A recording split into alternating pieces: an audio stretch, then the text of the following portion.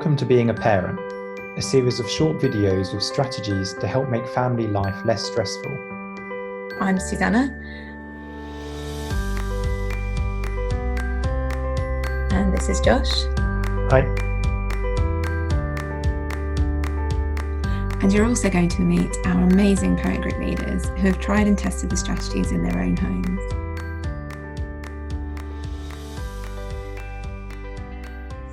In a previous video, we talked about encouraging children to identify their emotions by acknowledging feelings. In this video, we'll share 3 positive ways to help them and you express feelings without shouting. So to start off, we want to think now about how we can help children to express their own feelings and so exploring children's feelings with them. So to start off, we're going to be thinking about ways in which you can encourage your children to talk about their feelings.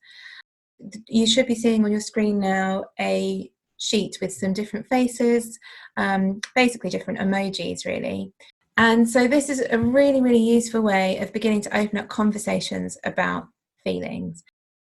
If you've got something like this to hand, you can sort of just say, how was today for you? And the child can then just point to how they were feeling. So if you look at the sheet, you'll see there's some really, I suppose, what we would think of about as kind of positive emotions like happy, ecstatic, as well as some kind of more difficult emotions like angry or overwhelmed or anxious. It's really important to express our own feelings in a particular way. When patience is running low and emotions are running high, it's easy to shout. When you're letting your kids know what you are feeling, try to be clear, honest, open, caring, and use simple language. So you can say what you want and be assertive, but it can still come across with a caring tone. We can't expect our children to do something we can't do ourselves. So we need to practice using something called a 4-part I message. One of the key points with this is that we start off by saying how we feel. So I feel is the first part of the statement always. So I feel when you, and then because. And then the final part is a request for help.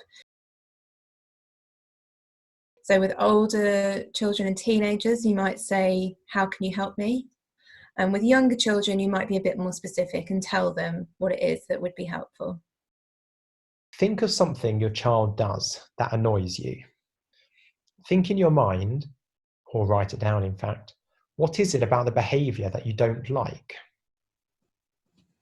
What is the effect of the behaviour? And then can you make a 4-part I message? So that goes, I feel, when you, because, and then put in a request for help.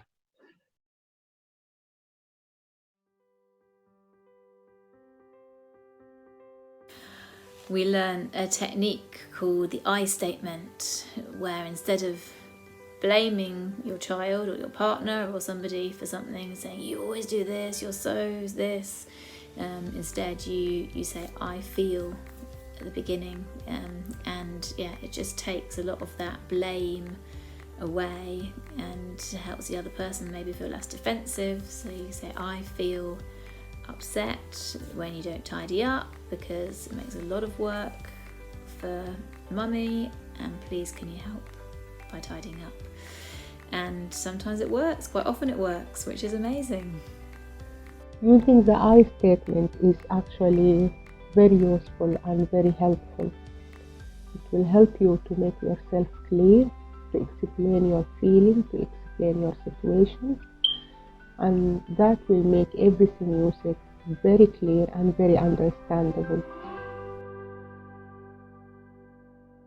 We're going to do a little exercise. So Josh, I'm going to get you to join in with this. Okay. So if you're listening at home, I want you to, if you can, take a moment to just close your eyes and just take a minute to not think about the pink elephants.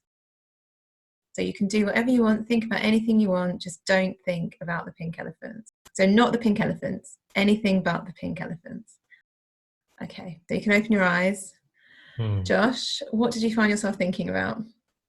The only thing I could think about was pink elephants. Yeah.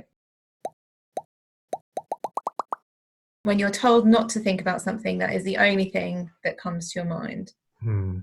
And the same is true for our children when we tell them to not do something. So if you give a command that's along the lines of don't run, what you often hear is that children will actually start running. So this is particularly important at the last part of that 4-part I message when you're requesting for help. Can you make that request for help a positive request, something you want them to start doing rather than something you want them to stop doing? If my kids want to get paints out and I say, which I have done, don't get the paint all over the table, then immediately they feel a bit negative about it. And I'm showing that I'm fully expecting they're going to mess up. But if I say in a positive way, that's fine, please keep the paint on the newspaper underneath, then they know that I believe they can do that, and they're going to really try hard, and it's a much more positive experience for all of us. Stating the positive is a really simple thing to try with your children, and it really helped me to kind of reflect on that in the Being a Parent course. And as I was sitting in the course, I realised that just the day before I'd shouted up to my children, don't take all the toys out, because we were about to go out. Don't take all the toys out. I could hear them saying, take all the toys out. And my instruction was completely failing, and I realised that if I'd said, keep it tidy up there, it would have been a lot more effective. And yeah, since doing Being a Parent, I tried to practice those positive statements, and yeah, telling my children what I want them to do, not telling them off for what they are doing or telling them what not to do. There's a sheet on the screen now with some examples. Don't jump on the sofa.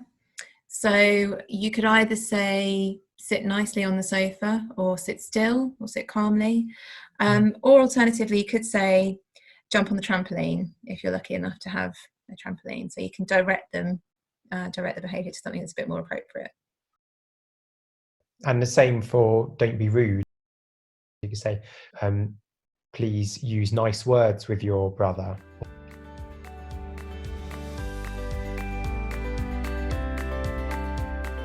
So we want you to give this a go at home. Try out the 4-part I message and practice saying what you want. Don't say don't. Good luck, and thanks for watching. Hope to see you soon.